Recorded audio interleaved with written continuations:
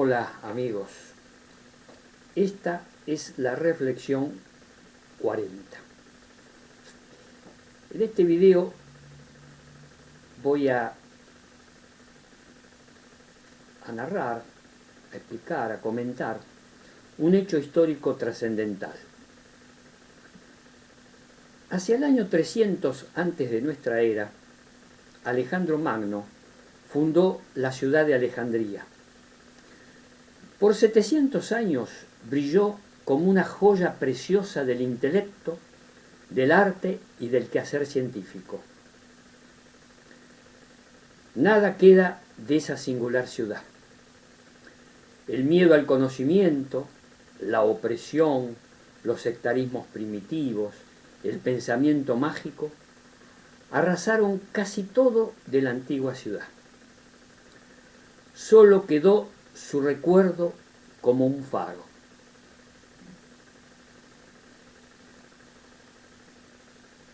A propósito, la bella ciudad de Alejandría tenía un enorme faro que se llamaba Faros y era una de las 7 maravillas del mundo antiguo. Pero lo mejor de Alejandría era su biblioteca y el museo, institución dedicada a las especialidades de las 9 musas. Y de esta biblioteca lo único que queda es un húmedo sótano del Serapeo, el anexo de la biblioteca, primitivamente un templo y luego reconsagrado al conocimiento. En su apogeo, una gran cantidad de eruditos exploraban la física, la medicina, la literatura, la geografía, la astronomía, la filosofía, las matemáticas, la biología, la ingeniería. El saber erudito y las ciencias pululaban en sus grandes salas. La biblioteca de Alejandría fue un lugar donde los Homo sapiens sapiens reunieron por primera vez el conocimiento de manera seria y sistemática. Fue allí que Eratóstenes, hace 2300 años, descubrió el tamaño de la Tierra. Eratóstenes fue astrónomo, historiador, poeta, matemático, geógrafo y director de la gran biblioteca de Alejandría. Los libros acumulados eran papiros arrollados y escritos a mano. En uno de ellos leyó que en un puesto avanzado del sur del país, cerca de la primera catarata del Nilo, en el mediodía del 21 de junio, un palo vertical no proyectaba sombra. En el solsticio de verano, que es el día más largo del año, al mediodía las columnas del templo no proyectaban sombra. En ese instante el sol podía verse reflejado en el agua de un pozo hondo. El sol estaba directamente sobre las cabezas. Estas observaciones tan elementales que cualquiera pasaría por alto, palos, sombras, reflejos en pozos, el sol directo por encima de las cabezas, llamaron sin embargo la atención del científico Eratóstenes. Quiso hacer un experimento y observar si también en Alejandría los palos verticales no proyectaban sombras al mediodía del 21 de junio. Pero descubrió que sí lo hacían. Curioso, se preguntó cómo era que en el mismo instante un palo no proyectaba ninguna sombra muy al sur de Alejandría y que en Alejandría, la sombra fuese pronunciada. Si la Tierra fuese plana, los dos palos en el mismo instante no proyectarían sombra alguna. Y lo mismo sucedería, caso de la Tierra plana, si los dos palos proyectaban sombras de igual longitud, siempre en el mismo instante. Pero ¿cómo explicarse que al sur el palo no daba sombra y en Alejandría sí? siempre al mismo tiempo. La única respuesta posible era que la superficie de la Tierra fuera curva. El científico Eratóstenes fue más allá. El Sol está tan lejos que sus rayos son paralelos cuando llegan a la Tierra. Cuanto mayor sea la curvatura, más será la diferencia entre las longitudes de las sombras. La diferencia observada en las longitudes de las sombras marcaba que la distancia entre Alejandría y el lugar al sur fuera de unos 7 grados a lo largo de la superficie de la Tierra, imaginando los palos prolongados hasta el centro de la Tierra, formarían allí un ángulo de 7 grados. 7 grados es de manera aproximada una 50ª parte de los 360 grados que contiene la circunferencia entera de la Tierra. El astrónomo y matemático Eratóstenes sabía que la distancia entre Alejandría y aquel lugar al sur del país era de unos 800 kilómetros. Contrató a un hombre para que la midiera a pasos. Este hombre quedó como un ignoto colaborador de Eratóstenes. 800 kilómetros por 50 dan 40.000 kilómetros. Calculó que esa debía ser la circunferencia de la Tierra. Precisamente es la respuesta exacta. Las herramientas de Eratóstenes fueron palos, ojo, su cerebro de científico inclinado a la experimentación y los pies del hombre que lo ayudó. Lamentablemente la historia no registra su nombre. ¿Cuántos anónimos trabajadores tuvo el acceso al conocimiento?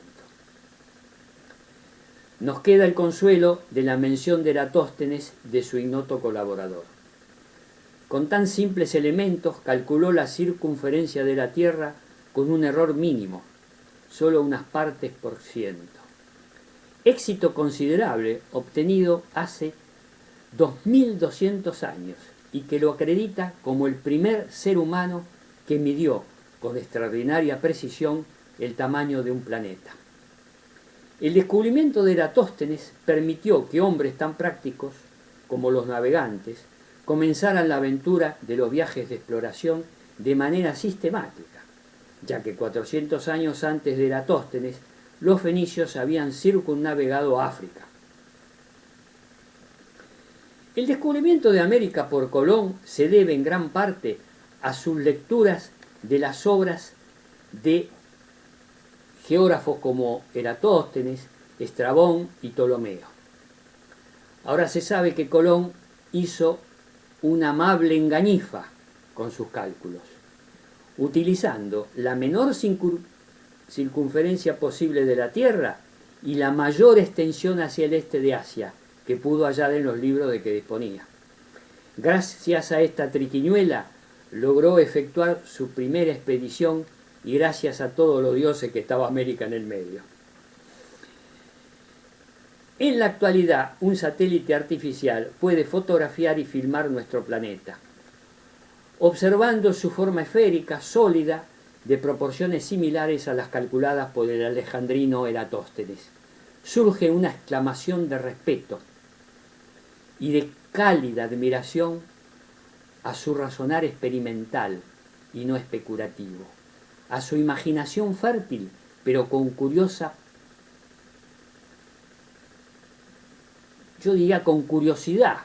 práctica, a su trabajo de ojos, de pies, los de su colaborador deportivo, y cerebro inquieto, y sobre todo a su valentía de explorar lo desconocido. En Alejandría brillaron, además de Eratóstenes, el astrónomo Hiparco, que organizó y elaboró mapas con las constelaciones, además de estimar el brillo de estrellas. Euclides, uno de los pilares de la geometría bidimensional. Hoy día sus postulados son corregidos por la geometría espacial, pero no debe olvidarse su nombre por sus relevantes méritos. Herófilo, un fisiólogo que estableció de manera indudable, ya en esa época se hablaba de que algo era indudable, que la inteligencia está radicada en el cerebro y no en el corazón. Esto es un dato muy importante. La inteligencia radicada en el cerebro y no en el corazón, cosa que después, durante la Edad Media, se volvió al corazón. Otro, Herón de Alejandría, inventor de cajas con engranajes y aparatos de vapor, y autor de una obra llamada Autómata, la primera obra sobre robots. Otro alejandrino, el matemático Apolonio de Pérgamo, que estuvo en la biblioteca de Alejandría, donde demostró la eclipse, parábola e hipérbola, las curvas que, como actualmente sabemos, siguen en sus órbitas los planetas, los cometas y las estrellas. Arquímedes, el máximo genio mecánico de la antigüedad, y dejo para el final al astrónomo y geógrafo Ptolomeo. Ptolomeo compiló, en gran medida, lo que es hoy día la pseudociencia de la astrología. Imaginó un universo centrado en la Tierra que luego fue utilizado en la Edad Media por la Inquisición para atacar a Giordano Bruno, a Copérnico y a Galileo Galilei. Pero Ptolomeo no es culpable de los delitos que se cometieron en su nombre. Solo tuvo un yerro descomunal, lo cual nos obliga a recordar que la capacidad intelectual por sí sola no es garantía de corrección. Comparemos con los experimentos de Eratóstenes, que probaban de manera casi indubitable la curvatura de la Tierra. Y veremos cómo funciona la ciencia y la metodología científica experimental, que exige comprobaciones de las hipótesis imaginadas o de que los experimentos repetidos confirmen las aserciones. Grandes hombres, pero también una gran mujer, Hipatia, cuyo martirio significó la destrucción de la Biblioteca de Alejandría 7 siglos después de su fundación y el comienzo de la era del oscurantismo. Sí, una mujer, Hipatia, fue la culminación de otro atisbo crítico en donde el confronte entre el pensamiento mágico y el pensamiento analítico vuelve a darse. La Biblioteca de Alejandría era un depósito de papiros con información de todo tipo, y a fines del siglo IV ya de nuestra era, Hipatia trabajaba allí como matemática, astrónoma, física, y además estaba al frente de un departamento de filosofía. Alejandría estaba en Egipto, pero bajo el dominio romano, y en Roma ya el cristianismo predominaba sobre el paganismo. La palabra pagano viene del latín pagi, que significa campesinos. De esto se deduce que los campesinos estaban considerados los principales enemigos de los primeros cristianos. Luego designaron con la palabra pagano a los infieles en general. Hipatia era un ser excepcional, hermosa y brillante por su inteligencia. No era extraño entonces que despertara la antipatía de Cirilo, el arzobispo de Alejandría. La creciente iglesia cristiana buscaba consolidar su poder eliminando la influencia de la cultura pagana. Hipatia representaba la ciencia y la cultura pagana. Fue combatida, pero ella continuó enseñando e investigando a pesar de todas las amenazas sobre su vida. Pero en el año 415 de nuestra era, cuando se dirigía a la biblioteca a trabajar como de costumbre, fanáticos feligreses partidarios de Cirilo la sacaron del carro donde iba, la desnudaron, la desollaron viva, arrancando la carne de los huesos, y luego fue quemada viva. sus obras destruidas, su nombre olvidado en la historia. En cambio, Cirilo, arzobispo de Alejandría, fue proclamado santo. Paradojas del Homo sapiens sapiens. Este hecho aconteció en los albores del cristianismo y cuando luchaba por prevalecer sobre el paganismo.